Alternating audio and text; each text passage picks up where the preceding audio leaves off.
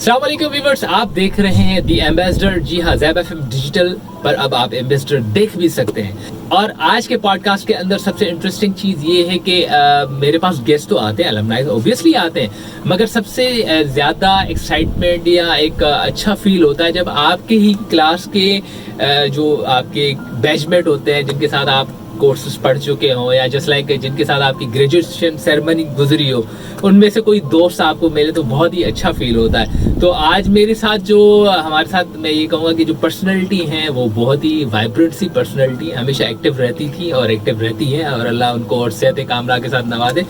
सबसे बड़ी और इंटरेस्टिंग चीज़ ये रहती थी कि हम कहते थे कि यार प्लीज़ बुशरा ये मामला है और इसको सेट कर दो, तो वो शुरू से ही बहुत ही हेल्पिंग हैंड भी रही हैं। और जैसे कि मैंने नाम बता दिया, मेरे हिसाब से तो बुशरा जो है ना वैसे भी बहुत एक्टिव होती हैं। जो भी बुशरा मैंने आज तक देखी है बहुत ही हेल्पिंग भी होती हैं। एंड देन अगेन बुशरा इजहार आज हमारे साथ स्टूडियोज़ में मौजूद हैं, जो कि बहैसियत बहुत बड़े बड़े रोल अदा कर रही हैं इस वक्त। जैसे कि एक ये कहूँगा कि हमेशा हेड ही रही हैं, और अल्लाह करे वो हमेशा ऐसी इज्जतों के साथ अल्लाह तबारक व तआला उनको नवाजता रहे। इस वक्त वो हेड ऑफ कॉमर्स है मुमताज़ हॉस्पिटल के अंदर। And then again head of women's wing है डिप्लॉयर्स.pk, और उससे पहले जो अपनी खिदमत उन्होंने सरअंजाम दी थी वो थी स्पेशली ईसा लेबोरेटरी के अंदर head of e commerce. Bushra, welcome on the board. Thank you so much, Atif, for calling me today.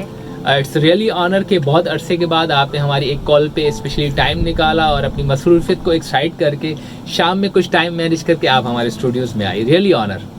हमारे इस शो के अंदर बहुत सी चीज़ें हम डिस्कस करते हैं, जिसमें हम अपने बचपन की यादों में भी जाते हैं और बहुत सी चीज़ें डिस्कस होंगी। मगर जो पहला पॉइंट है वो यही है कि आपका जो बेसिक एजुकेशन सिस्टम जो आपकी ग्रोथ या आपके नर्चरिंग में बहुत एक किरदार अदा कर रहा होता है, आपकी बेसिक स्कूलिंग वगैरह कहाँ से हुई और वो वक्त कैसा था? आप बहुत ही पढ़ाकू स्टूडेंट थे या बहुत ही एक्स्ट्रा करिकुलर एक्टिविटीज़ करने वाले स्टूडेंट थे? कैसा गुजरा वो स्कूल का टाइम और कहाँ से स्कूलिंग की? वेल अतीक, स्कूलिंग का तो मैं आपको बताती जाऊँ, मैं बिल्कुल भी एक्स्ट्रा ऑर्डिनरी स्टूडेंट नहीं थी, बल्कि कह लें कि क्लास में वो जो 60% वाले होते थे उनमें से थी। But then again I always look forward कि नहीं, हमें अच्छा करना है और इससे बेहतर करना है, तो ये हमें सिखाया जाता था। मेरी स्कूलिंग सेंट जोसेफ कॉन्वेंट की है, और वैसे मेरे घर वाले ये कहते हैं कि तुम्हें कॉन्वेंट में पढ़ा के हमने थोड़ा गलत किया, क्योंकि तुम्हें अंग्रेज़ी तो ठीक कर ना सके हम। खैर, लेकिन ऑब्वियसली कॉन्वेंट है, नाम है, और स्कूल ने एक बहुत बड़ा किरदार अदा किया हमारी ज़िंदगी में, ख़ासतौर पे जो हमारा जो नर्चरिंग टाइम था और जिसमें हमने सीखा सबसे ज़्यादा। मेरे ख्याल से स्कूल ने हमारी एक बहुत अच्छी बेस क्रिएट की। इसके साथ जब आई गॉट अ चांस कि हम लोग कुछ भी अपनी कह लें कि यूनिवर्सिटी या कॉलेज को हमने डिसाइड करना था, देन अगेन वो एक ऐसा टाइम होता है जिसमें आपसे पढ़ाई में लगे होते हैं, उसमें इतना ज़्यादा आपको अपने आप को एक्सप्लोर करने का मौका नहीं मिलता। बट स्कूल टाइम मैं कहूँगी कि येस, उसमें आपको अपने स्किल सेट, हमारा स्कूल ऐसा था जो आपके स्किल सेट को इन्हेंस करता था और आपको बताता था कि yes you can do something and you can be something. तो वुमेन एम्पावरमेंट कह लें या लीडरशिप स्किल्स कह लें, ये मेरे स्कूल के टाइम से ही हम लोगों ने सीखा है और उसी को लेके चल रहे होते हैं। सही। अच्छा, एक चीज़ तो बाय बर्थ होती है, जैसे मैंने कहा बुशरा नाम के लोग वैसे ही बहुत ही कोऑपरेटिव होते हैं, हेल्पिंग हैंड होते हैं, तो ये स्कूल से था या बाय बर्थ है ऐसा? आई थिंक बाई बर्थ है, बिकॉज मेरी अम्मा मुझे कहती हैं कि छोटी सी मैं थी and I use to help so many kids around my home, तो मेरी अम्मा कहती हैं कि बचपन से ही दूसरों की हेल्प करती है, तो इट्स बाय बर्थ। एंड मुझे लगता है कि अगर आपकी छोटी सी भी हरकत से अगर किसी का फ़ायदा हो जाता है तो why not, we should do it. ये सोचना है, समझना कि यार मैंने अगर इसकी मदद कर दी मुझे क्या मिलेगा, तो I think that is one of the worst thing you would be doing to yourself. यानी आप अपने साथ ज्यादती कर रहे हो। अगर आपके एक कॉल करने से या एक मैसेज करने से किसी की मदद हो जाती है तो इसमें क्या बड़ी बात है? देन आपका तो कुछ नहीं जा रहा, बल्कि इनफैक्ट आपको दुआएं ही मिलेंगी। बिल्कुल इंडीड। अच्छा, एक बच्चा होता है जो अपनी सराउंडिंग्स में चीज़ें देख रहा होता है, तो वो उनको जस्ट लाइक अज्यूम भी कर रहा होता है एंड देन अगेन परसीव भी कर रहा होता है। आपके घर में माशाल्लाह फैमिली आपकी स्पेशली पेरेंट्स डॉक्टर कैटेगरी से हैं, तो बचपन में कभी ख्याल आया कि मुझे डॉक्टर बनना है या कुछ इस तरह का? आया था कभी कभी आता था, लेकिन ऑब्वियसली पेरेंट्स मेरे इतने ज़्यादा कह लें कि अपना डिसीजन इम्पोज नहीं करते थे बच्चों पे, और हमें बहुत ज़्यादा उन्होंने ये रखा कि whatever you want to do, जिसमें तुम्हारी खुशी। मुझे कहीं ना कहीं लगता है कि थोड़ा सा इम्पोज कर लेते तो शायद आज मैं डॉक्टर होती है, लेकिन जो होता है अच्छा होता है, और जो प्रोफेशन अभी भी कर रही हूँ उसमें भी अल्हम्दुलिल्लाह इट्स गुड फॉर मी और उसमें सक्सेस है। तो उनका बस एक ही होता था कि मार्क्स अच्छे आ जाए, फेल मत होना बेटा, बस इससे ज्यादा हम पेरेंट्स का कोई रोल नहीं था, ना खुद को शौक हुआ कि डॉक्टर बनूं। That's great. अच्छा, मैं सिर्फ ये एक चीज़ मतलब जैसा कि मेरे दिमाग में आ रही थी कि बचपन से लेके एक डॉक्टर्स का माहौल, फैमिली के अंदर हॉस्पिटल, सारी चीज़ें देखते हुए, मतलब एक होता है ना कि बच्चा बस कहता है कि मुझे डॉक्टर ही बनना है। कभी ऐसा अंदर से फील या कभी मेहनत की होगी, नहीं मुझे मेडिकल में एनरोल होना है, ये करना है, इस तरह का कुछ नहीं? नहीं, बिल्कुल भी ऐसा कुछ भी नहीं था, शुरू से ही नहीं था। अच्छा, बचपन से क्या बनने का शौक था? वैसे मैं बताऊँ, मैं एक बहुत ही कंफ्यूज पर्सनालिटी हूँ। तो बचपन में मैंने साइंस लेना बहुत ज़रूरी होता है, वही जो एक टिपिकल पैटर्न होता है बच्चे को, मैट्रिक में साइंस लेना है, इंटर तुमने साइंस से करना है, उसके बाद बेस्ट कॉलेज जैसे NIT हो गया या डॉ हो गया, ये इन जगह पे एडमिशन लेना है। तो मैं भी उसी रेस का हिस्सा थी अनफॉर्चुनेटली, बट उस रेस को मैंने छोड़ दिया 2011 में। सही। उससे पहले मैं भी वही रेस कर रही थी, और कह लें कि हमने बहुत ज़्यादा ऐसे टाइम्स थे जिसके अंदर वही सिचुएशंस आती रही कि आपको okay you have to go for this field और दिस फील्ड, अब बोला गया कि ये कर लो ये कर लो। अनफॉर्चुनेटली सब में मेरा फेलियर रहा। और एक छोटी सी बताऊंगी अपनी ज़िंदगी का एक इंसिडेंट जिससे मैंने रियलाइज़ किया कि इंसान को पता चल जाता है कि वो कब क्या करना चाहता है। तो मैं जब छोटी सी थी, जब से मैं लोगों को चीज़ें बहुत अच्छी तरह बेचती थी, लाइक लोग घर की चीज़ें उठा उठा के माँ बाप को बेचना, दोस्तों को बेचना, यू नो। तो आई जस्ट रियलाइज 2000 जब मेरा इंटर हुआ, उसके बाद मैंने CA की तरफ चली गई, और CA was one of my first decision ever. पढ़ना वढ़ना था नहीं मुझे, और वो किताबें उठा के मुझे दे दी। आई थिंक 10 दफ़ा फेल होने के बाद आई रियलाइज कि no way, this is not my cup of tea, और I don't think so I can do that. और मैं बीमार हो गई काफ़ी। देन घर वालों का प्रेशर सिर्फ इतना था कि बेटा तुम सबसे बड़ी हो, तुम्हें देखेंगे तो बाकी बहन भाई क्या सोचेंगे, कुछ तो करना है। और कह लें कि BCom तक में मैं फेल हो गई, यानी सोचें आज मैं हेड ऑफ e-commerce बैठी हुई हूँ, और मैं BCom भी फेल थी। तो जब BCom फेल होने के बाद मैंने तो हाथ बिल्कुल छाट नहीं, मैंने कहा मैंने पढ़ना ही नहीं है, शादी करानी है तो करा दो, इट्स ओके, इट्स जस्ट खत्म। तो then my parents actually supported me at that time, का कुछ भी करना है लेकिन पढ़ना जरूर है। और दैट मोमेंट आई रियलाइज्ड कि ठीक है, BCom किया मैंने, लग के मैंने 14-15 पेपर साथ निकाले, और देन ज़ैबिस was kind enough to give me admission at that moment. Probation पे एडमिशन लिया था, लेकिन अल्हम्दुलिल्लाह 3.5 GPA पे ग्रेजुएट हुई, क्योंकि आई गॉट टू नो कि मुझे मार्केटिंग करनी है और निरी मार्केटिंग करनी है। तो that was one of the turning points of my life. वो दिन है और आज का दिन है, मैं सिर्फ मंजन बेच रही हूँ। अच्छा, वो एक बात ये भी होती है ना कि शह सवार ही गिरते हैं मैदान जंग में। तो फेलियर तो बेसिकली एक सक्सेस स्टेप होता है। ये तो हमारा अपना कॉन्सेप्ट है कि फेल हो गया। हालांकि कहते हैं ना कि बच्चा जब तक गिरता नहीं तो संभलता नहीं तो खड़ा नहीं होता। तो ये तो पार्ट है लाइफ का। एंड देन अगेन कॉलेज में कब ये, और कॉलेज कहाँ से भी की, ये भी आपसे पूछना है कि कॉलेज कहाँ से की, और कॉलेज में कब रियलाइज हुआ, क्या ऐसी मूवमेंट आई, कोई ऐसा इवेंट था जिसमें कोई एक्टिविटी थी, कोई चीज बेचनी थी कि आपको टर्निंग पॉइंट मिल गया कि नहीं मैं तो सेल्स की बंदी हूँ या तो मुझे बेचना है? कब ये रियलाइज हुआ? आई थिंक जो मेरा कॉलेज था वो DCW था, DHA फेज 8 में। मैं नॉर्थ नाज़िमाबाद से all the way DHA phase 8 जाती थी, बट ऑनेस्टली वो टाइम ऐसा नहीं था जिसमें मुझे कुछ याद हो कि मैंने कोई एक्स्ट्रा करिकुलर एक्टिविटी की। वो वही रेस थी मार्क्स लाने की, 80+ % लाने की। हाँ जी, वो किया, लेके भी आए, सक्सेसफुल भी रहे, उसके अंदर भी अल्लाह ताला ने साथ दिया और हम successful. That was not the moment. फिर जब CA में एडमिशन लिया कि ठीक है अब चार्टर्ड अकाउंटेंट बनने की कोशिश करेंगे हम लोग। जब CA में एडमिशन लिया तो कुछ दोस्त ऐसे मिले, उनको मैं ज़रूर थैंक यू कहूँगी, कुछ दोस्त ऐसे मिले जिन्होंने रियलाइज़ किया बहन तुम इस फील्ड की नहीं हो, you love to talk, you love to mingle with people, you know they made me sure कि this is not your cup of tea। फिर उसके बाद अगेन मैं बार बार एक ही वर्ड यूज़ कर रही हूँ, लेकिन उसके बाद फिर अगेन जब मैं बिल्कुल घर में बैठ गई थी तो घर वालों की काउंसलिंग, खासतौर पे रिश्तेदार हैं कुछ जो मेंटोर्स होते हैं आपके। ऐसा नहीं है कि रिश्तेदार से बातें बनाते हैं, बहुत सारे मेंटोर्स होते हैं आपकी ज़िंदगी में जो आपको आप उनको देखते हैं, उनसे बात करते हैं तो आपको पता चलता है कि हाँ this is the right field for us. और कह लें कि सही टाइम पे सही जगह मैं पहुंच गई, खुद अल्लाह ताला का कुछ कह लें कि हाथ था। हाँ जी बिल्कुल, कि मैं सही जगह पे पहुंचती चली गई। और ज़ैबिस was my first step, and then during my ज़ैबिस period I ended up doing a job, और वो बिल्कुल रेलिवेंट थी। मैं बता रही हूँ ना 2010 में जब ई-कॉमर्स का कॉन्सेप्ट भी नहीं था लोगों को, मैं उस वक्त से ई-कॉमर्स कर रही हूँ। That's very great. बुशरा, जैसे कि आपने बताया कि you are the kind of a pioneer in the field of e-commerce कि जब 2010 में हमारे यहाँ ये ट्रेंड डेवलप हो रहा था तब से आप ये काम कर रही हैं। तो पहली जॉब कहाँ पर आपकी स्टार्ट हुई, कैसी रही, क्या किया पहली जॉब में, क्या रिस्पॉन्सिबिलिटीज थी उस वक्त, इंटरनेट कनेक्शन का क्या असर था, और आपके लिए कौन से मेंटोर्स थे, फर्स्ट एक्सपीरियंस क्या था, कैसा था, उसके बारे में थोड़ा बताएं।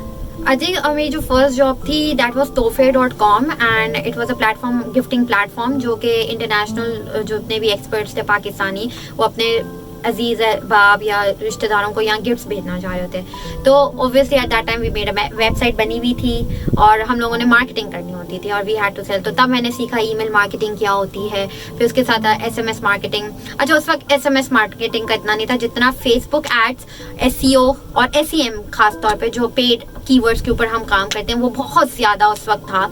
और आई थिंक मैंने वहीं से लर्न किया कि भाई okay, how you can rank yourself अब, ये सारी चीज़ें। और साथ साथ मैंने जो इम्पोर्टेंट चीज़ सीखी अपनी इस ई-कॉमर्स जर्नी में थी, वो थी कस्टमर जर्नी, कि कस्टमर क्या सोचता है, आपकी प्रोडक्ट लाइन किस तरह बननी चाहिए, आपने डिलीवरी की सर्विसेज किस तरह देनी है, ये सारी चीज़ें जो ना एक कस्टमर आपको बताता है। ठीक है, जितने आप बड़ी बड़ी कंपनीज में भी चले जाएं, आप ये देखें कि what customer thinks, and that is the main core. और आज तक वही फिलॉसफी, वही थ्योरी चल रही है। बाकी जो कह लें कि एडवर्टाइजमेंट हो गई, फेसबुक एडवर्टाइजमेंट हो गई, ये सारा ब्लेंड था। और अब obviously with passage of time वो एडवांसमेंट की तरफ चला गया है एंड हम लोग अपने स्किल उसी तरह एनहांस करते रहते हैं। हर जॉब पे एक नया एक्सपीरियंस होता है।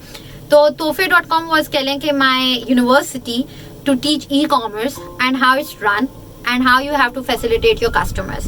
तो वो पूरा एक 360 डिग्री मेरा एक्सपीरियंस है। तो मैंने कह लें कि लॉजिस्टिक्स में भी काम कर लिया था उनके साथ, गिफ्ट रैप भी किए, तो कस्टमर की फोन भी उठाई, तो ऐड भी लगाए। तो कह लें कि एक तरह से सारी एक्सपीरियंस मुझे उस जॉब से हुआ। उसके बाद with passage of time I got chance to work at Daraz, then HBL गई, तो वहां जाके पता चला oh my god payment gateways भी है। तोहफे में भी पता था, ऐसा नहीं है, लेकिन then the technicalities come in. तो टेक्निकलिटीज हमारी मिसिंग थी। फिर आई रियलाइज कि no, this is something you have to be, you need to be updated. तो हमने फिर वो टेक्निकलिटीज भी समझने शुरू की, प्लेटफॉर्म समझने शुरू किए। We ended up going to TCS sentiments, again a gifting portal. और फिर उसके बाद हम लोग आ गए doctor Essa laboratory and diagnostic centre, क्योंकि मैं ट्रेंडिंग कह लें कि ट्रेंडिंग जो फील्ड्स चल रही होती थी उसमें घूम फिर के, तो जब कोविड का टाइम आया तो I got a chance to work with doctor Essa laboratory and diagnostic centre and I think it was one of the best part in my life. जब कोविड था, सब लोग ई-कॉमर्स के एक कह लेंगे बूम एक तरह से उसी वक्त आया, तो उस वक्त मैं उस फील्ड में बैठी हुई थी and I got a chance to build a website, not just a website but creating the call centre, यानी to facilitate customer as much as I can through digital platform and that was what we were doing at that time. अच्छा, थोड़ा सा मैं पीछे जाना चाहूंगा। जैसे आपने बात की दराज की, अभी भी मतलब एक दराज के अंदर ट्रेंड है 11-11 समथिंग लाइक। आप जब दराज पे काम कर रही थी तो दराज पे आपका कैसा एक्सपीरियंस रहा, वहां पर कैसी लर्निंग्स थी? क्योंकि दराज के कल्चर के बारे में लोगों के डिफरेंट ओपिनियंस होते हैं, क्योंकि ऑब्वियसली हर किसी की एक हायरार्की की स्ट्रक्चर के अंदर डिफरेंट पोजीशन होती है, डिफरेंट रिस्पॉन्सिबिलिटीज होती हैं। तो मैं चाहूंगा आप अपने रोल के हिसाब से भी हमें कुछ बताएं, क्योंकि तोहफे के फौरन बाद दराज, तो दराज का एक्सपीरियंस कैसा रहा? दराज में जब व्हेन आई वाज वर्किंग, तो उस वक्त it was known as kemu.pk और कह लें कि उस वक्त तो हम उस लेवल पे काम कर रहे थे जहां हम दुकानदार के पास जाते थे, कहते थे ये ऐप है, ये डाउनलोड कर लें, आपकी सेल्स बढ़ जाएगी। वो कहता था क्या कह रहे हो आप? लाइक लिटरली उनकी फेस एक्सप्रेशन ऐसे होते थे कि हम लोग भी थोड़े सहम जाते थे कि हम ऐसी तो कोई बड़ी बात नहीं करें। आप यकीन माने ठेले वाले तक को भी हमने ऑन बोर्ड किया है और वो समझने, लेकिन उनमें से काफी ऐसे थे जैसे मोबाइल सेलर्स उस वक्त काफी हमारे साथ ऑन बोर्ड हुए। उनकी छोटी छोटी दुकानें होती थी और उनको हम पूरा ट्रेन करते थे, आपने ऐप डाउनलोड करनी है, इस तरह प्रोडक्ट डालनी है, फिर इसके बाद आपको इस तरह सेल कर सकते हैं। तो यहाँ से कहते हैं कि एजुकेशनल पॉइंट ऑफ व्यू से मैंने काफी अपने आप को इन्वॉल्व किया, या हमारी team was involve, we were the coaches, हम उनको कोच करते थे, मेंटोर करते थे कि ई-कॉमर्स क्या है, कैसे आप चला सकते हैं, आपको इतनी बड़ी प्लेटफॉर्म मिली हुई है। और फिर I got a chance to be team lead और वहाँ हम लोग obviously that was a second step, लेकिन उसमें भी यही था कि हम लोग डिफरेंट जैसे खवातीन को जमा करके उनको सिखाते थे, डिफरेंट चंक ऑफ लोगों को हम जमा करते थे, उनको डिटेल में एक्सप्लेन करते थे। तो दराज कह लें कि दराज का वर्क एनवायरनमेंट आई वुड से it's amazing, it's not something अगर कोई कहता है कि नहीं है तो अजीब सी बात करेगा, क्योंकि if you really want to grow yourself in e-commerce then Daraz is the right place. और I think a lot of time मैं यही सोचती हूँ कि यार अभी अगर मैं दराज में होती तो अभी कहाँ होती। तो ये बड़ी चीजें जहन में आती हैं, क्योंकि by the end of the day दराज is the pioneer and we've learned so much from Daraz platform that I would really like to thank their team जो उन्होंने मुझे mentor किया था उस टाइम पे भी। and that was a time where I realized कि teaching of e-commerce is so important right now कि अभी भी उतनी कह लें लोगों को अब एक लेवल से ऊपर तो चले गए कि ई कॉमर्स है क्या, करना क्या है, ये सब तो पता है, लेकिन अब करना कैसे है, कनेक्टिंग द डॉट्स वाली फिगर पे आ गए हम लोग के अब कौन सा बंदा क्या काम करके देगा आपको और जेन्युइन लोग कौन है, तो ये बड़ा मैटर करता है। सही। अच्छा, दराज का जैसे आपने वहाँ पर काम स्टार्ट किया, टीम लीड भी बनी, लोगों को ट्रेन भी किया, बहुत सारी चीज़ों का एक्सपीरियंस, फिर आपने HBL की बात की एंड देन अगेन आप आ गए ईसा लेबोरेटरी। अच्छा, वो एक बहुत ही डिफरेंट डोमेन है और ईसा laboratory is very different domain. इन दोनों डोमेन्स के माबेन जो फर्क है वो तो ऑब्वियसली सबको पता है, आपको भी हमें भी। मतलब मेरे कहने का मकसद ये कि आपकी प्रीवियस लर्निंग्स ने आपको कितना दिया कि आपने ईसा को जाते ही उठाना शुरू कर दिया। जैसे आपने बात की, मुझे भी ये नजर आ रहा है कि आपके जो अथॉरिटीज होंगी आप पे बहुत रिलाई कर रही होंगी, तभी तो आपने कॉल सेंटर और बहुत से और इनिशिएटिव्स दिए। तो प्रीवियस लर्निंग्स का क्या मतलब किरदार रहा ईसा लेबोरेटरी को डेवलप करने में? So at the time when I joined Isa laboratory उस वक्त काफ़ी वेंचर्स ऑन बोर्ड होना शुरू हो गए थे। आप लोग काफ़ी सारे वेंचर्स से मुखातिब भी होंगे, ऑल डॉक हो गया, मरहम हो गया, सेहत कहानी आजकल बड़ा ट्रेंड कर रहा है। तो at that moment we realised कि इसकी नीड इतनी ज़्यादा है and I was onboarded और मुझे समझाया गया कि हमें इस तरह चाहिए। तो जो मेरा पुराना पास्ट एक्सपीरियंस था एक्चुअली वो सारा ही मैंने यूज़ किया। कह लें कि उसमें से कोई एक ऐसी चीज़ नहीं थी जो यूज़ नहीं की, बल्कि उल्टा और मजीद लर्न कर करके उन पे इम्प्लीमेंट किया। सबसे पहला जो मेरा कह लें कि मुश्किल काम था वो था ऑपरेशंस और उनकी लॉजिस्टिक्स को प्रिपेयर करना, क्योंकि कह लें कि होम कलेक्शन की टीम तो थी बट ई कॉमर्स के लिए होम कलेक्शन की टीम को तैयार करना वो समथिंग है, क्योंकि आपका राइडर सिर्फ राइडर नहीं, आपका फ्लोबॉटमिस्ट है। फिर ऑब्वियसली एक टेक्निकल चीजें आ जाती हैं कि ब्लड ड्रॉ की सैंपल्स किस तरह होने हैं, डिफरेंट सैंपल्स की डिफरेंट रिक्वायरमेंट्स होती है। तो वो हमने बड़े स्पेसिफिक करके हमने ट्रेंड लोगों को हायर किया और उसके साथ साथ हमने अपनी कॉल सेंटर की टीम बनानी शुरू की। इसके साथ हमने अपनी वेबसाइट को खड़ा करना शुरू किया कि फॉर एग्जांपल अगर कोई भी इंटरनेशनल लोग, जितने लोग कोविड में परेशान हो गए थे हमारे माँ बाप के साथ क्या हो रहा होगा, हमें वो जा नहीं सकते, बाहर नहीं निकल सकते, तो we capitalised on that mostly. और फिर हमने उन लोगों को मार्केट करना शुरू किया। Okay, so there is a platform, it's authentic, it's reliable, the results are authentic.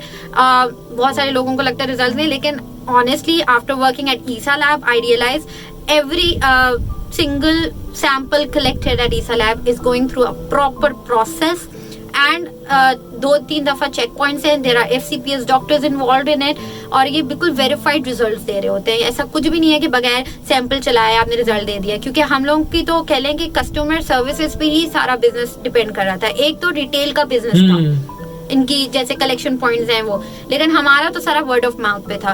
अब आप ये सोचें कि एक बंदा जो कि महीने की हम लोगों की हार्डली 10 कॉल्स है, I took it to 20,000 plus calls, तो obviously the threshold was getting high and high every month and we realized कि it's not just related to COVID test, सिर्फ कोविड टेस्ट नहीं है, बाकी बहुत सारी चीजें हैं। और अब विद पैसेज ऑफ टाइम बाकी चीजें भी हमने ऐड कर दी हैं, be it your blood pressure check करना का, ये तो खैर बहुत ही बेसिक्स है, लेकिन पोर्टेबल रेडियोलॉजी अब आप देख रहे होंगे बहुत ज्यादा है।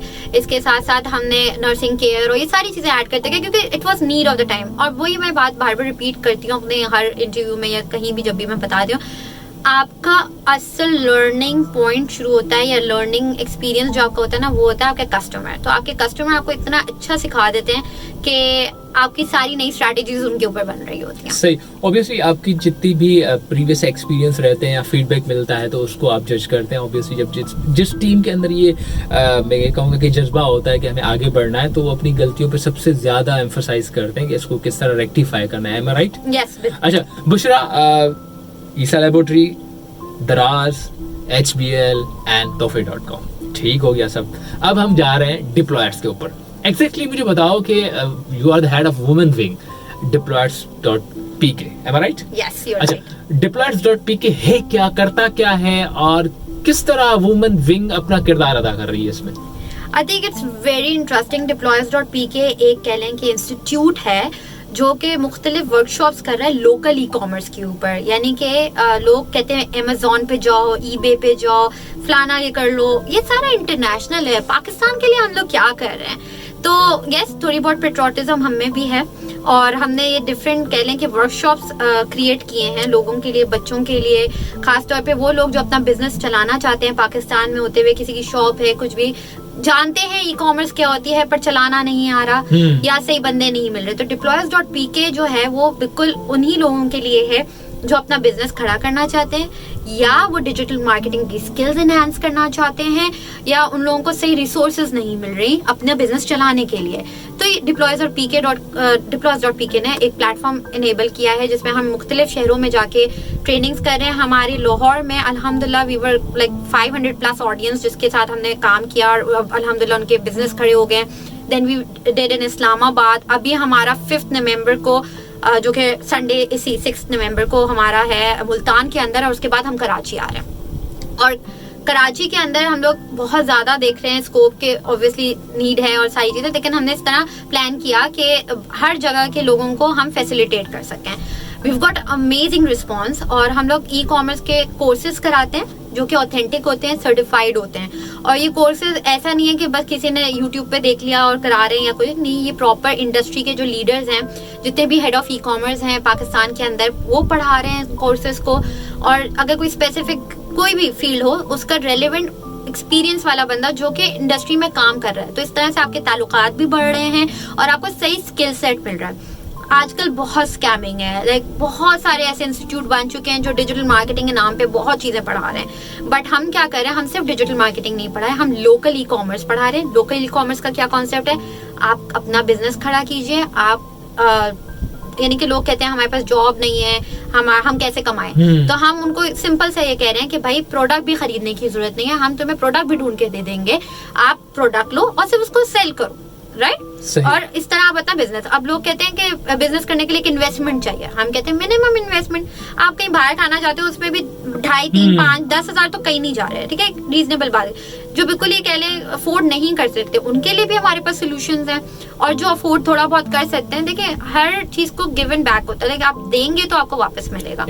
और लोकल ई कॉमर्स को क्यों प्रमोट करना चाहते हैं, ताकि हमारा जो इकोनॉमी है वो बेहतरी की तरफ जाए और हर इंडिविजुअल एक एंटरप्रेन्योर बने, ठीक है। कहने को तो बातें बड़ी इजी लगती हैं, बट मैं आपको सच्ची बताऊं, हमारे पास वेरीफाइड केसेस हैं, हमारे पास ऑथेंटिक इस तरह के लोग हैं। और मैं आपको एक इंटरेस्टिंग ये बात बताऊं कि अभी भी खवातीन पीछे रह रही हैं, जो कि मेरे लिए बड़ा वो होता है कि मुझे अजीब सा लगता है कि ऐसा कैसे हो सकता है। बट मेरी जितनी भी वर्कशॉप्स हुई, मैं देखती हूँ कि मेल जो लोग हैं वो ज्यादा हैं, फीमेल उसी के मुकाबले में कम है। लेकिन as head of women wing हमने ये इनिशिएटिव लिया है कि हम डिफरेंट लोगों के साथ कोलैबोरेट करें और ऐसी वर्कशॉप्स करें खवातीन के लिए, क्योंकि वो थोड़ी हेजिटेंट होती हैं, शायद वो डिपेंडेंट होती हैं। बहुत सारी खवातीन शायद करना ही नहीं चाहती, लेकिन जो करना चाहती हैं उनको सही रास्ते नहीं मिलते। तो अब हमारा पूरा फोकस, क्योंकि हमने देख लिया हमारी ऑडियंस में खवातीन थोड़ी कम चल रही हैं, तो अब हमने थोड़ा फोकस अपने खवातीन की तरफ किया है। और उनके पास लिटरली अमेजिंग आइडियाज होते हैं, उनके पास बेहतर आइडियाज होते हैं मर्दों से, और वो अपनी रिसोर्सेज को भी अच्छा यूटिलाइज करती हैं। और कह लें कि आपको तो पता है खवातीन जब घर चलाने में इतनी माहिर होती हैं, तो पता है बिजनेस कितना अच्छा चलाएंगी वो। तो ऐसी खवातीन को हमने घर बैठे, हमने बाहर नहीं निकालना, हमने घर बैठे ही उनको इनेबल करना है ताकि वो कुछ करें, और दोनों मिलके करते हैं तो किसको बुरा लगता है। तो यही हमारा पर्पस है कि Deployers.pk अब कराची में अपना एक इवेंट करने जा रहा है जो कि विमेन विंग से रिलेटेड है, जिसमें खवातीन को हम दावत देंगे कि प्लीज आए, ज्वाइन करें। अगर आपके पास कोई आइडिया है या आपको लगता है कि आपके पास पैसे नहीं हैं या बहुत ज्यादा पैसे इन्वेस्ट होंगे, तो हम आपको ये भी सिखाएंगे कि थोड़े से पैसों में आप किस तरह अपना बिजनेस स्टार्ट कर सकते हैं। अगर आप बिजनेस कर रही हैं, आपके पास कुछ सेविंग्स हैं, आप उनको कैसे ग्रो करना चाहती हैं, हम वो भी आपको बताएंगे। फेसबुक एड्स कैसे लगते हैं, हम वो बताएंगे आप लोगों को। फ्री के अंदर अपनी पब्लिसिटी गूगल के थ्रू कैसे कर सकते हैं वो बताएंगे। यानी कह लें कि हम हर वो चीज कोशिश करें बताने की जो कि आप लिमिटेड रिसोर्सेज में कर सकते हैं, ताकि आपके पास कोई बहाना ना रहे। क्योंकि हमारे यहाँ बड़ा कॉमन बहाना है कि यार फेसबुक पे तो ऐड पे इतने पैसे लग जाएंगे, फलाने में यूं लग जाते हैं, प्रोडक्ट कहाँ से लाएं, इतने पैसे थोड़ी हमारे पास खरीदने के। तो भाई हम आपको सारी चीजें एक प्लेटफॉर्म पे प्रोवाइड करें, मुख्तलिफ ग्रुप से आपका ताल्लुक करवाएंगे, इंट्रोडक्शन कराएंगे, फिर पेमेंट सोल्यूशन पार्टनर्स हैं, लॉजिस्टिक्स पार्टनर्स हैं, वो सब आपको एक जगह पे मिल रहा है। इससे ज्यादा क्या है कि आपको पूरा ई कॉमर्स का सेटअप वहीं उस इवेंट पे मिल रहा है। तो हमारा ये इवेंट है 9 दिसंबर को पीसी होटल में हो रहा है। If you want to join please जो कमेंट में लिंक दिया हुआ है उसको आप फॉलो जरूर कीजिएगा, रजिस्टर कीजिए। और अगर कोई नीडी है जिसको आप स्पॉन्सर करना चाहते हैं, you are most welcome to that, और रजिस्टर जरूर करें if you have little bit of interest in e commerce. हमारे कोर्सेज आते रहते हैं ताकि हम आपको अपडेट रखें अपने कोर्सेज के हवाले से। अच्छा, बहुत सारे लोग सुन रहे होंगे, देख रहे होंगे, अगर किसी को रजिस्ट्रेशन करवानी हो तो लिंक भी ऑब्वियसली हम अपने डिस्क्रिप्शन में ज़रूर देंगे। इसके अलावा इसका फीस स्ट्रक्चर वगैरह क्या होगा? मतलब बहुत सारे लोग होते हैं, हेजिटेट होते हैं, जैसे आपने कहा कि आप ऑलरेडी रजिस्टर्ड हैं, सर्टिफाइड हैं, तो ये भी आप बता दें कि आप किससे रजिस्टर्ड हैं, एंड देन अगेन जो सर्टिफिकेट वगैरह मिल रहा है तो वो किस कदर है और इसकी फीस तकरीबन क्या होगी? ओके, सो हमारी जो सर्टिफिकेशन, क्योंकि we belong to Sindh mostly और डिप्लॉयज.pk है वैसे पंजाब, तो पंजाब साइड का भी टेक्निकल बोर्ड रजिस्टर्ड है। सिंध में हमने सिंध टेक्निकल बोर्ड से रजिस्टर किया हुआ है इस कोर्स को। सो अगर कोई जॉब भी ढूंढना चाह रहा है तो उसके लिए भी एक certification is available for that. ठीक है जी, इसकी फीस जो है, क्योंकि it's a 1 day training workshop, तो इट्स 3800 तक हमने इसकी फीस रखी है। 5000 इसकी मेन है, लेकिन अर्ली बर्ड चल रहा है जो कि 10 नवंबर तक हमारा चलेगा, उसके बाद 5000 पे हो जाएगी। लेकिन इसके अंदर सर्टिफिकेट्स भी इंक्लूडेड हैं और आपको जो ट्रेनिंग मिल रही है वो सारे ऑथेंटिक लीडर्स, मार्केट लीडर्स से मिल रही है। सही। अच्छा, इसके वाइस वर्सा अगर हम देखें तो मुमताज़ हॉस्पिटल बहुत बड़ा नाम है, बहुत ही अपनी अच्छी खिदमत दे चुका है स्पेशली कराची के वेसिनिटी को। वहाँ पर क्या एक्सपीरियंस रहा, कैसे रहा? एक तो मैं ये समझ सकता हूँ कि बचपन से ही आप उस जगह से आपका एक गहरा ताल्लुक़ रहा है, और मेरे हिसाब से अगर वो जगह ना होती तो आप ईसा लेबोरेटरी को भी इस कदर अच्छे से न संभाल पाते जो आपकी वहाँ पर जिम्मेदारियाँ थी। मगर at the end of the day घर घर होता है, घर पे आप वापस हैं, ई-कॉमर्स हेड हैं, तो वहाँ पर क्या क्या चेंजिंग्स जो समझनी थी आपके, अब आपने दुनिया घूम के पूरा एक्सपीरियंस उठा के अब बेहतरी की तरफ आना है मुमताज़ हॉस्पिटल के, तो क्या क्या आपने इम्प्लीमेंट किया है? और वहाँ अब कहते हैं ना कि अपने घर में कभी अम्मा डांटती तो कभी अब्बा भी, तो कैसे चल रहा है? क्योंकि वहाँ पर बॉसेस तो आपके ऊपर रिलाय कर रहे थे, अब घर वाले क्या, किस कदर? वैसे एक बात बताऊं, घर में काम करना ना सबसे मुश्किल काम है मेरी नज़र में, लेकिन ऑब्वियसली सबसे फायदेमंद भी होता है। मैं ना जाऊं तब भी मेरा काम चल रहा है, बट अपने लिए काम करना बहुत एक अच्छी फीलिंग है, और फिर मैं इन इनिशिएटिव्स के ऊपर भी काम कर पाती हूँ। Bye the end of the day मैं जो इतना हम सारी बातें कर रहे हैं, हर किसी को पैसे कमाने हैं, ठीक है, और हम अपने बिजनेस को ग्रो करना चाहते हैं, तो इसी तरह हम भी मुमताज़ हॉस्पिटल को ग्रो करना चाहते हैं। और अब हम डिजिटलाइजेशन की तरफ जा रहे हैं, क्योंकि कह लें कि we are in a process to be onboarded. अब अगर मेरे मुमताज़ हॉस्पिटल गूगल पे ना दिखे और मैं हेड ऑफ ई-कॉमर्स लगी हुई हूँ तो बड़ी ऑकवर्ड सी बात हो जाएगी, और अगर गूगल मैप्स पे ना दिखे मेरा बिजनेस प्लेस, तो दिस इज समथिंग कह लो कि मेरे लिए एक फेलियर हो जाता है। तो this was one the first step जो मैंने अपने हॉस्पिटल के लिए किया, क्योंकि आवर हॉस्पिटल इज वेरी कह लें कि it's a community hospital and it's a family based hospital, तो ज़्यादातर हमारे रेफरल्स आ रहे होते हैं या फैमिली बेस्ड हम सारी चीज़ें कर रहे होते हैं, and whatever we do on a very कह लें ऑथेंटिक चीज़ों पे काम कर रहे हैं और जेन्युइन चीज़ों के ऊपर काम कर रहे हैं। हमारे डॉक्टर्स और FCPS क्वालिफाइड हैं, तो हम लोग बिल्कुल ऐसा नहीं है कि क्वैकरी सिस्टम को हम बिल्कुल सपोर्ट नहीं करते, और हम अननेसेसरी प्रोसीजर्स वगैरह को भी सपोर्ट नहीं करते। तो दैट इज़ दी ऑनेस्टी जिसके साथ हम ये बिज़नेस चला रहे हैं। एज हेड ऑफ ई-कॉमर्स और as head of the digital partnership, मेरा नेक्स्ट स्टेप यही है कि हमारे जितनी भी डिजिटलाइजेशंस चल रही हैं उसके अंदर मैं विमेन हेल्थ को इनकॉर्पोरेट करूं और उसके हवाले से बात करूं, क्योंकि हमारे यहाँ बहुत अभी भी टैबू समझा जाता है ऐसे वुमेन रिलेटेड इश्यूज़ को जो कि डिस्कस नहीं किए जाते ओपनली। तो if you follow me on my YouTube और माई लिंक्डइन, तो यूल सी कि मैं किस तरह वुमेन टैबू टॉपिक्स के ऊपर काम कर रही हूँ। बहुत छोटी एग्जांपल ले लें कि लोग कहते हैं कि ज़बरदस्ती ऑपरेशन कर दिया या डिलीवरी हो सकती थी नहीं की, या ये तो हम डिलीवरी तो हम घर में भी करा देते हैं। तो भाई डिलीवरी आप घर में कराते हो, उसके बाद कॉम्प्लिकेशंस कितनी हो जाती हैं। ठीक है, 24 आवर्स का एक स्टे होता है, you have to bring them to the hospital. ठीक है, अभी भी वो दाई वाला कॉन्सेप्ट जहाँ मैं जिस एरिया में हूँ उधर है ये चीज़, और बड़ा अनोखा लगता है जब मैं भी शुरू में कहती थी नहीं ऐसा नहीं होता, लेकिन मैं अपनी आंखों से अब ये सारी चीज़ें देख रही हूँ। लड़कियों को हाइजीन का ख्याल नहीं है, यानी honestly this is the basic thing our दीन teach us, right. Islam basic hygiene का ख्याल नहीं रखते हैं, और फिर उसके बाद बीमारियां हो जाती हैं, और मैं कहूँ ये पढ़े लिखे लोग भी होते हैं जो बेसिक हाइजीन का ख्याल नहीं रख रहे होते हैं। तो ऐसी चीज़ें हमें बहुत ज़्यादा वोकली होकर बतानी पड़ती हैं, so that people start working on it. इसके साथ साथ इश्यूज। अब लोग कहेंगे कि मर्दों को भी मेंटल इश्यूज होते हैं, औरतों को भी होते हैं, बिल्कुल ऐसे ही है, सबको होते हैं, लेकिन हम उस बारे में कितना बात कर लेते हैं। कभी मियाँ बीवी को साथ बिठा के इनफर्टिलिटी के ऊपर पूरा बताना चाहिए ना कि अगर कोई एक औरत बच्चा नहीं पैदा कर पा रही है अगर फॉर एग्जाम्पल, तो इसमें जरूरी नहीं है कि औरत का ही कसूर है, राइट। आपको मियाँ बीवी को साथ बिठा के ये सारी चीजें बात करनी चाहिए। तो ये ऐसी चीजें नहीं आप मेरे हस्बैंड को ना बुलाएं, वो पता नहीं क्या समझेंगे, ओ भाई क्या पता, you know, there's something wrong. Cultural जो एक हमारे aspect है उसमें हम bound हैं अभी तक। So that is the core thing which now I'm working on. कह लें कि शायद मैं कुछ ज़्यादा ही activism की तरफ जा रही हूँ और digital मेरा थोड़ा साइड पे, लेकिन yes, one thing which we are focused right now on digitalization is we are making a lot of collaborations. और हम लोग सारे डिजिटल पार्टनर्स के साथ कोलैबोरेट कर रहे हैं so that we are up to date and हम लोग हर जगह अवेलेबल हैं। और हमारी जो accessibility of our doctors is online as well as offline, तो आपको दोनों जगह मिलेंगे, डिफरेंट प्लेटफॉर्म पे हम अवेलेबल हैं। और इसके साथ साथ ये बताती जाऊँ कि हमारे फेसबुक और ये सारे सोशल मीडिया पे हम लोग हैंडल पे अवेलेबल हैं। अगर आप लोग चाहते हैं कि कोई डिस्कशन करना चाहें या कोई ऐसी चीज़ जो आपको लगता है कि आप डॉक्टर से कंसल्टेशन लेना चाहते हैं, तो वी आर ऑलवेज वेलकम। सबसे इंटरेस्टिंग चीज और सबसे इम्पोर्टेंट चीज ये कि भाई तुम पर एहसान कर दिया ज़ैबिस्ट ने, तुमने खुद तस्लीम किया, तुम्हें एडमिशन दे दी। ज़ैबिस्ट तुम्हारी लाइफ में न होता तो क्या आज ईसा लेबोरेटरी, मुमताज, Deployers.pk, HPL तोहफे कर पाती? आई थिंक सो नहीं, क्योंकि ज़ैबिस्ट ने बहुत कुछ दिया है मुझे। Honestly the teachers, the faculty here, खास तौर पे आई से special thanks to ma'am Wajiha कि अगर वो मुझे टफ टाइम ना देती तो शायद मैं ये इंडस्ट्री का टफ टाइम नहीं हैंडल कर पाती। और अभी भी मुझे याद पड़ता है कि जब थीसिस के मैं पेपर लेके जाती थी, कहती ये क्या लेके आई हो। So I think that was the perfect time. उस वक्त तो बहुत गुस्सा आता था कि क्या हो रहा है, और टीचर्स जब मार्क्स नहीं दे रहे होते थे। एक और टीचर मुझे याद आ रहे हैं, हमारे एंटरप्रेन्योरशिप के टीचर थे, उन्होंने भी बड़ा सपोर्ट किया, मुबीन जालेवाला। और एक वे टीचर और भी मुझे याद है, जमाल फारूकी थे, इलिया सर, इलिया, उन्होंने भी हाँ उन्होंने सर्विसेज पढ़ाई थी, सर्विसेज मार्केटिंग पढ़ाई थी।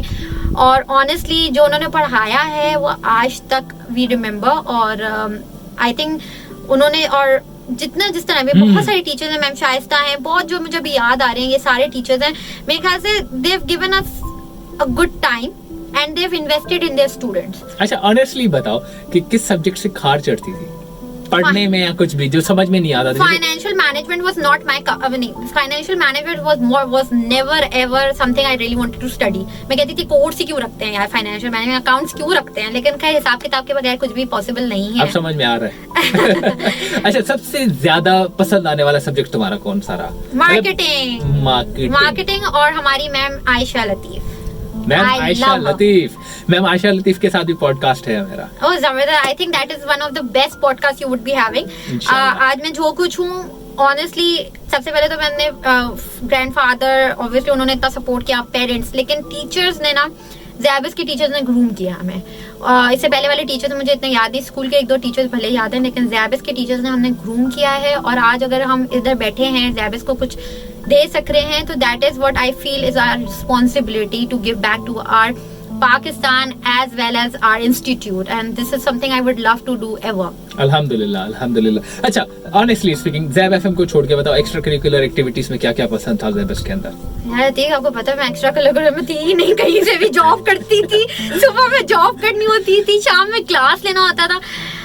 आई थिंक इतना टाइम ही नहीं मिला मुझे। खाना पीना तो तुम्हें वैसे ही शुरू से पसंद, वो तो मेरी सेहत से, वो एक्स्ट्रा करिकुलर एक्टिविटी तुम्हारी यही तो थी। आए दिन आइसक्रीम चेक करनी है, इधर पार्लर की ये चीज चेक करनी है, जो मुझे याद आ रहा है। नहीं, पार्लर तो तब भी नहीं जाती थी, अभी भी नहीं जाती। आइसक्रीम पार्लर, हाँ, मूव एंड पिक की आइसक्रीम जरूर खाती थी, मंगवा के अपने कुलीग्स और दोस्तों से। बट ज़ैबिस्ट का आई थिंक मुझे लगता है 100 का गार्डन में जाके जो बैठ जाते थे हम लोग, वो सबसे इम्पोर्टेंट, बहुत अच्छी मेमोरीज है उसकी। और कैफे की सच में इतनी अच्छी कोई मेमोरीज है नहीं, सिवाय इसके कि मेरी बर्थडेज बड़ी अच्छी यहाँ हुई हैं। But extra curricular honestly time नहीं मिला। हाँ, बट एक थिंग जो ज़ैबिस्ट ने अपने स्टूडेंट्स को दिया, और जो मैं कहूँगी वो ये है कि आपको एक अपॉर्चुनिटी देते हैं कि आप विद इन ज़ैबिस्ट अपनी स्किल्स को ग्रूम करें, और आपको ऐसे प्रोजेक्ट्स मिलते हैं if you keep an eye. Right. तो स्टूडेंट्स के लिए मैसेज है कि please do keep an eye on your ZABIST pages, because आपको ऐसी ऐसी अपॉर्चुनिटीज मिलती हैं कि आप खुद सोचते हैं कि यू शुड, यानी आपको करनी चाहिए, क्योंकि वो आपकी स्किल डेवलपमेंट के लिए भी है, आपकी ग्रूमिंग के लिए भी है, और प्लस आपको जो एक्सपोजर मिलता है, आपको लगता होगा कि क्या है, शायद डेटा एंट्री का ही काम दे रहे हो।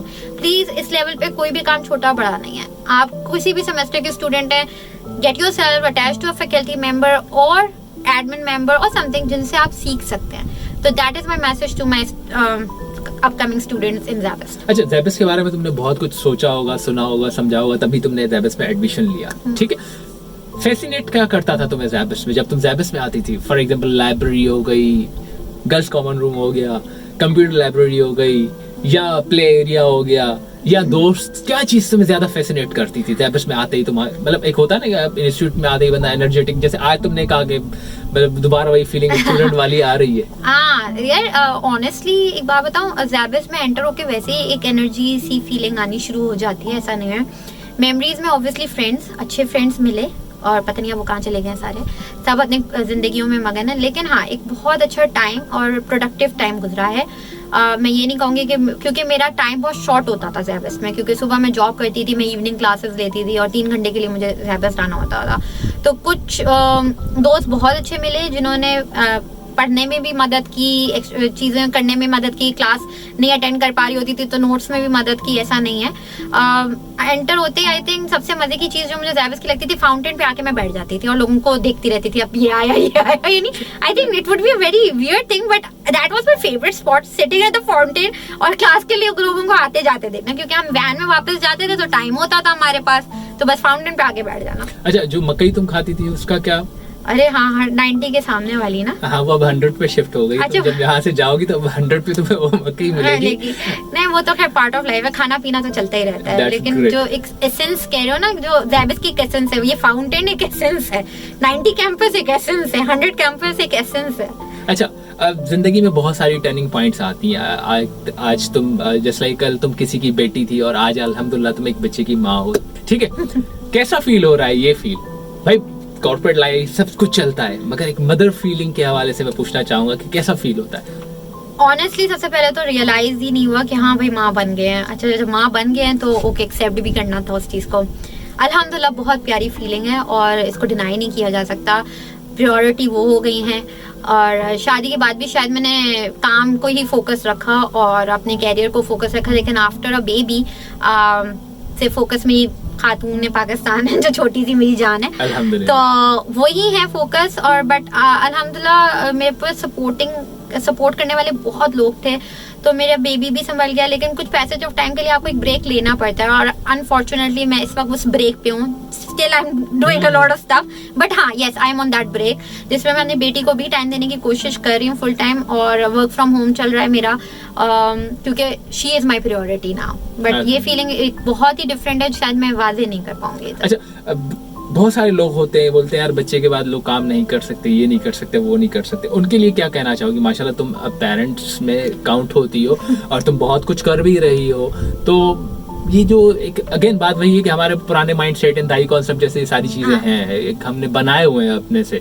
मगर तुम अब एक रियल जागती हुई एग्जांपल हो कि तुम काम भी कर रही हो, फैमिली को भी टाइम दे रही हो, ऑब्वियसली भाईजान को भी टाइम चाहिए होता होगा, हमारी भांजी को भी टाइम चाहिए होगा, तो इस तरह क्या कहोगी तुम उन लोगों की? देखिए, ऑनेस्टली इट्स नॉट इजी, ठीक है।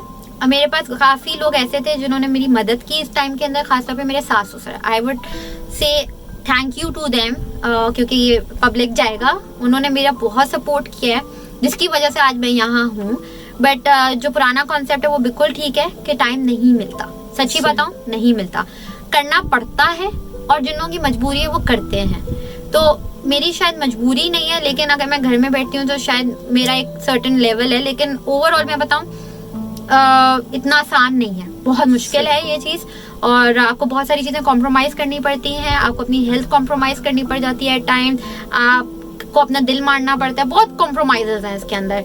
बट ठीक है, इट्स वर्थ इट। और जो लोग कहते हैं कि मुश्किल है, जी बिल्कुल ये मुश्किल टाइम होता है। इसमें मैं ये नहीं कहूँगी, जो औरतें जेन्युइनली मजबूरी के तहत अपना काम पे जाती हैं या कॉर्पोरेट लाइफ को कैरी ऑन करती हैं, hats off, I can feel the pain. That's great. अच्छा, स्टूडेंट्स लाइफ बहुत ही अजीब होती है, बहुत ही मतलब बेबाक होती है और इंसान जो दिल में आता है वो करता है सब कुछ।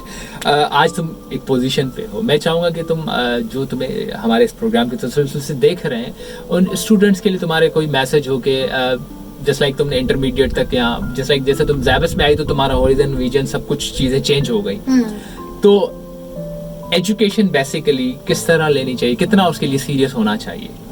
बहुत सीरियस होना चाहिए। और मैं ये कहूँगी एक छोटा सा मैसेज जो मैं हर दफ़ा देना चाहती हूँ, thank you for putting this question in front of me. Dear students, अपनी स्किल्स के ऊपर मेहनत करो, प्लीज़ डिग्री के पीछे मत भागो। डिग्री इज़ वेरी इंपॉर्टेंट, लेकिन साथ साथ आप एक स्किल भी लें। डिग्री तो आ जाएगी, अगर हाथ में कोई स्किल नहीं होगा ना आप लोगों को कोई वे। और स्किल सिर्फ ये नहीं होता कि आपने कोई कारीगरी सीख ली या कुछ, कम्युनिकेशन स्किल्स बेसिक होती हैं, ये सबसे इंपॉर्टेंट स्किल है जो आपको सीखनी चाहिए through out your semesters, through out your study period, और उसमें आप बहुत सक्सेसफुल हो सकते हैं। इसके साथ साथ वॉट एवर इज ट्रेंडिंग उसके ऊपर ग्रिप लो। अभी भी इतने सारे हमारे पास अलहमदुलिल्लाह मैं देख रही हूँ ज़ैबस के अंदर इतने सारी फील्ड्स खुल गई हैं and they are all skill based, be it biosciences, फिर अभी हमने देखा कि मैकेट्रॉनिक्स जो हैं वो भी स्किल बेस्ड चल रहा है, और बीबीए और I am not sure BBA, लेकिन वो डिजिटल मार्केटिंग की स्किल सिखा रहे हैं। तो देखिए हमारी यूनिवर्सिटीज इन चीज़ों के ऊपर मेहनत कर रही है, तो हमें भी चाहिए कि साइड में हम ये चीज़ें साथ रखें। और प्लीज़ पता होना चाहिए कि एडमिशन के वक्त आप यहाँ एडमिशन क्यों ले रहे हैं। अम्मा ने कह दिया, अब्बा ने कह दिया या बहन ने कह दिया, आपका खुद का क्या विजन है, दैट इज वेरी इंपॉर्टेंट। और अगर नहीं तो please have a mentor in your life. University में आ जाओ तो मेंटोर रखो, बहुत मेहनत, बहुत काम आते हैं लोग, और आपको कहीं ना कहीं पता चलता है कि आपने जिंदगी में करना क्या है। माइट भी पॉसिबल, मुझे शायद अभी भी इतना नहीं पता मैंने जिंदगी में क्या करना है, लेकिन आज तक जो मैं कर पाई हूँ वो इसलिए कर पाई हूँ क्योंकि मेरे पास मेंटोर था, मुझे पता था कि मुझे किधर जाना है, किस फील्ड में। अभी भी लोग मुझे कहते हैं कि आप एक जगह टिकती नहीं है, लेकिन उनको भी एक्सप्लेन करती हूँ मैं कि मैं ई कॉमर्स की बंदी हूँ, मैं ई कॉमर्स ही कर रही हूँ, इट इज नथिंग डिफरेंट। 2011 से लेके आज तक मैं ई कॉमर्स ही कर रही हूँ। कंसिस्टेंसी इतनी इंपॉर्टेंट है ना जिसकी कोई हद नहीं, स्किल ऐड करो। सही। अच्छा स्टूडेंट्स, आपके लिए बहुत सारी अच्छी अच्छी टिप्स बुशरा ने दे दी हैं, and then again Bushra highly thankful to you कि आपने अपने कीमती टाइम में से टाइम निकाला, हमारे स्टूडियोज को ज्वाइन किया, और आपने ऑलरेडी कमिटमेंट की है कि आप इंशाल्लाह नेक्स्ट प्रोग्राम में ज़रूर आएंगी। और इस वक्त मैं अपने स्टूडेंट्स को यही कहना चाहूँगा कि अपना ढेर सारा ख्याल रखिए और हमें इस प्रोग्राम में से दीजिए इजाज़त। इंशाल्लाह नेक्स्ट एपिसोड के अंदर आपको और इंटरेस्टिंग सी पर्सनैलिटीज मिलाएंगे। आप अपना फीडबैक, किसी भी टाइप का क्वेश्चन, इवन बुशरा से अगर आप नेक्स्ट एपिसोड के लिए कोई क्वेश्चन करना चाहते हैं तो हमें लिख भेजें feedback@zebfm.org पर। Stay tuned.